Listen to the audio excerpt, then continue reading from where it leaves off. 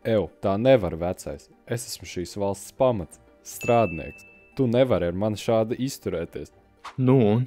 Man par to niecīgo algu nospļauties. Zināji, ka valstī parādījies jauns, labs ideoloģijas veids – marksisms. Kas tas ir? Marksisms ir politiska un ekonomiska mācība, ko sākotnējā veidolā formulēja Karls Marks un Friedrichs Engels. Divi brīnišķīgi cilvēki, kas paredz kapitālismu iekārtas gāšanu, valsts kontroli pār ražošanas līdzekļiem un nākotnē bezšķiru sabiedrības izveidošanu. Tas radās 19. gadsimta vidū Eiropā, īpaši Vācijā un Lielbritānijā. Rūpnieciskās revolūcijas un strādnieku kustības uzplaukuma laikā tā bija reakcija uz kapitālisma netaisnībām un strādnieku eksploatāciju. Nu vairs nevarēs man netaisnīgi pielietot savām rūpnīcām. Tu man saki to, ka sabiedrība ir sadalīta bagātos un strādniekos, un marksisms mēģina gāzt šīs šķiras? Tieši tā. Izklausās labi, ne? Zināji, ka tam, kam pieder ražošanas līdzekļi kā fabrika, zeme, nauda un citas lietas, nosaka politiku? Briesmīgi, ne? Mums vajadzētu būt vienlīdzīgiem.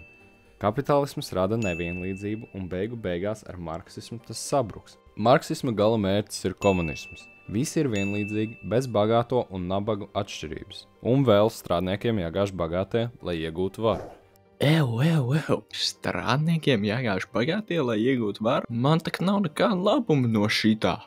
Ir, tici man. Lai gan mūsdienās marksisma ideju partiju ietekme ir mazinājusies, tās joprojām ietekmē politiskos procesus. Mūsdienās uz dažādiem marksisma novirzieniem orientētie vienpartijas režīmi pastāv Ķīnā, kur prezidents Xi Jinping tiek atzīts kā viens no redzamākajiem marksisma pārstāvjiem. Ķīnas komunistiskā partija balstās uz marksisma-ļeņiņisma ideoloģijas, ko tā pielāgo mūsdienu apstākļiem kā sociālismu ar ķīniešu īpatnībām. Vēsturē marksistiskās idejas Latvijā pārstāvēja PSRS laikos Latvijas sociāldemokrātiskā strādnieku partija un vēlāk Latvijas komunistiskā partija, lai sekotu komunisma ideoloģijai. Mūsdienās neviena lielā partija Latvijā tieši nebalstās marksismā. No 1000. līdz 1010. gadam netika zaudēta neviena darba dienas streiku dēļ, kas liecina par sociālo mieru. Taču 2022. gadā skolotāju apvienota arotbiedrība Lizda pieprasīja algas palielinājumu un mazāku slodzi, tomēr netika veiktas izmaiņas, tādēļ Lizda organizēja 3 dienu streiku, ko atbalstīja arī mediķi.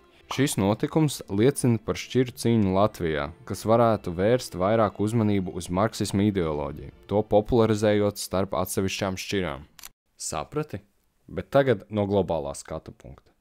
Vēsturē vēl pārstāvēja Ķīna, Mao Dzeduna laikā, Kuba Fidela Castro vadībā, un mūsdienās Ķīnas komunistiskā partija, Kubas komunistiskā partija, Vietnamas komunistiskā partija, Ziemeļkorejas darba partija un Laosas tautas revolūcijas partija. Marksisms ir pilns ar vēsturi. Domāju, ka šī ir laba lieta. Jā, vēl tik gaidi. Gribi dzirdēt jautru faktu? Man neinteresē. Klausies. Karls Marks, kamēr kritizējis kapitālismu negodību, bieži nebija spējīgs maksāt īri, tāpēc aizņēmās naudu no Engela, kas bija kapitālists. Tieši tas, pret ko Marks bija stājies. Ironiski.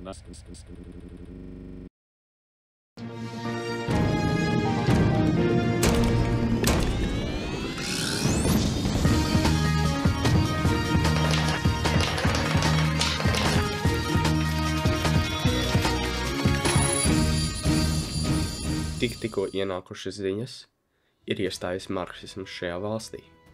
Kas tas ir? Es tūlīt pateikšu.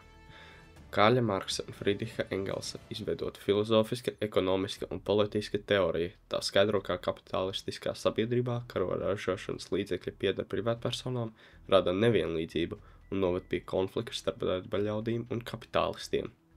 Marksisma mērķis ir panākt pārēju uz sabiedrību, kurā nav sociālas šķiras, kurā ražošanas līdzekļi pieder kopīgi un tiek nodrošināta sociālā taisnīguma īstenošanā. Bet kāda atšķirība starp marksismu un komunisms? Tūlīt es jums nolasīšu. Komunisms ir marksisma ideāla praktiskā īstenošana, jeb sabiedrības iekārta, kurā nav privāta īpašuma, visi cilvēki ir vienlīdzīgi un valsts vara kā šķiru apspiešanas instruments kļūst lieka. Šajā sabiedrībā cilvēks strādā sabiedrības labā un saražotais tiek sadalīts pēc vajadzībām. Tādējādi Marksisms ir teorētisks pamats un ideisks ceļvedis, savukārt komunisms ir šīs teorijas galamērķis un praktiskā realizācija. Paldies un tiekamies vēlāk!